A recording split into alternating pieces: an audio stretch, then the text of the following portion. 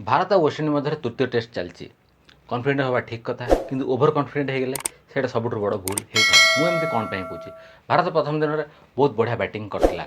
आउ शतक हासिलकारी सब थे शुभमन गिल थे जयसवाल थे समस्त शतक हासिलकारी थे तो 518 रन कर भारत पाଳି समाप्ति घोषणा करता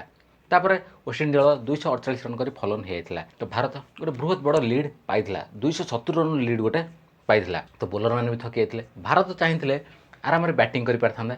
माने 60 ओवर 70 ओवर दुईटे सेसन बैटिंग कर पारि आराम 500 रन गोटे टार्गेट देता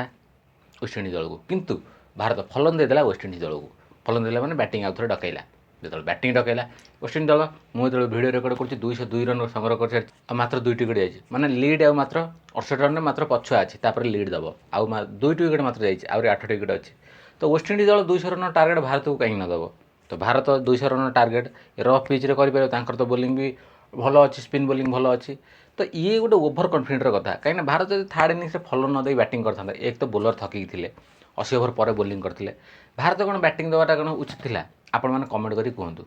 वेस्टइंडिज बैटिंग न देकी निज टीम बैटिंग करते आराम बैटिंग करता जो चतुर्थ दिन पिच खराब होता से वेस्टइंडिज दल बैटिंग देता तो वेस्टइंडिज दल आराम आउट होता कि वेस्टइंडिज दल भल पिच्रे बैटिंग कर भारत जो खेल निहती भाव गोटे खराब पिच्रे खेल कहीं जहाँ भी रफ आउरी अधिका हो तो भारत गोटे ट्रिक मिस कर ओभर कन्फिडेंट हवा बहुत बड़ भूल कथा यहाँ मुझे भिडियो माध्यम निहती भाव कहना चाहिए ओभर कन्फिडेंट हवा भूल कथा आउ एमती किसी न हो कि गोटे विपर्य हो कि भारत ये मैच हारिଯିବ तो सेमती हवा बहुत दूर लगुच कि असंभव भी किसी कहीहबनी तो देखा कौन हो तो भारत यही मैच रे एपर्यंत तो वेस्टइंडिज दल भल बैटिंग कर चलती सेकेंड इनिंग्स बोधे माने 4टी इनिंग्स एपर्यंत 2टी टेस्ट खेला 4टी इनिंग्स गोटे यही इनिंग्सटा वेस्टइंडिज दल बहुत बढ़िया बैटिंग कर जॉन कैम्पबेल निजर शतक हासिल कर सारी साई हफ निजर अध शतक हासिल कर सारी तो यहाँ था भारत और West Indies report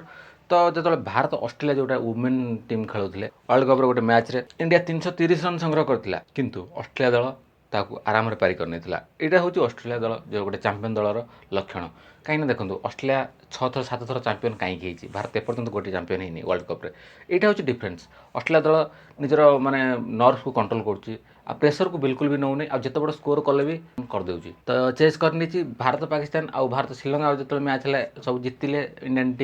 Indian women team जीतिले तो से आम घर भी बहुत खुशी होते आ समस्त खुशी होते कि मुझे कि भारत असली खेल आरंभ हो south Africa south Africa Australia New Zealand England ये जो 4टा टीम रही इनको जब भारत 4टी 2टी मैच भी हरब ताल सेमिफाइनाल पर्यटन जी आसा सुनिश्चित हम कि देखो साउथ अफ्रिका ऑस्ट्रेलिया मैचटा भारत हारी जाइए इंग्लैंड मैच अच्छी 2टी मैच हारला पर भारत आहरी प्रेसर अच्छी तो इंग्लैंड सागर खेल हम न्यूजीलैंड सागर खेल हम जब से कौटी भारत जब माने खसरी जाए तो भारतर सेमिफाइनाल आसे भी धूलिसात हो निज होम कंडीशन में माने खेलिकी आउ होस्ट होगी जब टूर्नामेंट बाहर जाए तो ताठू बड़ दुर्भाग्यर कथा किसी न होता पारे भारत